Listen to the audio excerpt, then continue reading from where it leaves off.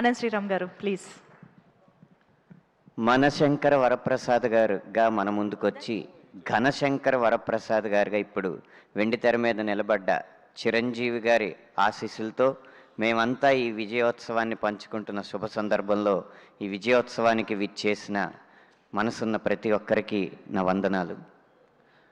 ఎవరు ఎన్ననుకున్నా, ఎవరి పాత్ర ఎంతున్నా, ఈ సినిమా విజయానికి మాత్రం ఒక హిమనగ శిఖరం, ఒక మేరునగ శిఖరం ఉన్నారు. ఆ హిమనగ శిఖరం చిరంజీవి గారు అయితే, ఆ మేరునగ శిఖరం అనిల్ రావిపూడి గారు.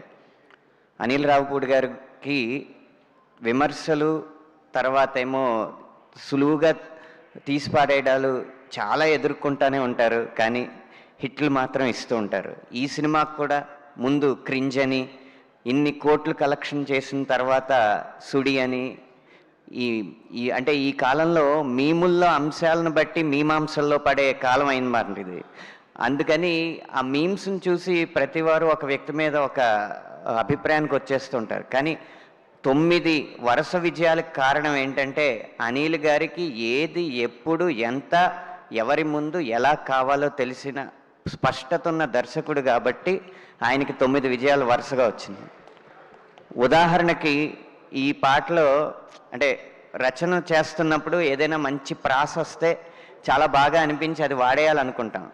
శశిరేఖ పాటలో ప్రసాదు ఓ ప్రసాదు అన్న లైన్ దగ్గర ఒకసారి అన్న తర్వాత రెండోసారి అన్నప్పుడు హీరో పాత్ర నిఘా భద్రతా వర్గాలకు సంబంధించింది కాబట్టి మనం కొత్తగా ఏదైనా రాద్దామని చెప్పి ప్రసాదు ఓ మొసాదు అని రాస్తే, బాబు ఇప్పుడు మొసాదు అంటే ఇజ్రాయెల్కి సంబంధించిన నిఘా వ్యవస్థని ఇప్పుడు ఆడియన్స్ డిక్షనరీలు ఎత్తుక్కుని చూసే అంత సమయం లేదు.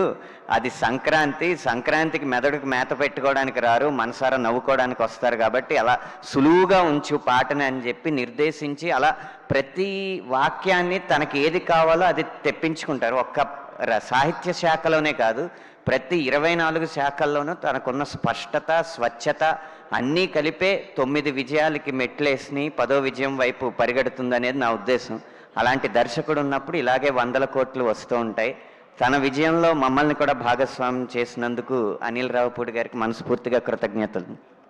ఇక చిరంజీవి గారు, నా మొదటి సినిమా రాసింది ఏదైనా కానీ తెర మీద అందరివాడు సినిమాలో తెర మీద నా పేరు మొట్టమొదటిసారిగా చూసుకున్నాను, మొట్టతాడి విడుదలైంది కాబట్టి. ఆ రోజు నుంచి ఈరోజు మనశంకర వరప్రసాద్ వరకు నా జీవితంలో ప్రతి దశలోనూ చిరంజీవి గారు ప్రత్యక్షంగానో పరోక్షంగానో ఉన్నారు. ఈ విజయంలో కూడా భాగం చేసినందుకు వారికి నా కృతజ్ఞతలు. సుష్మిత గారికి నేను సినిమా పరంగా ఇది భాగస్వామ్యం మొదటిసారి, కానీ మీలేవరు కోటీశ్వరుడికి మేము కలిసి పనిచేసాం. ఆనాటి జ్ఞాపకాల నుంచి ఈనాటి జ్ఞాపకాల వరకు ఈ విజయాల్ని పంచుకుంటున్నందుకు మీకు కూడా కృతజ్ఞతలు.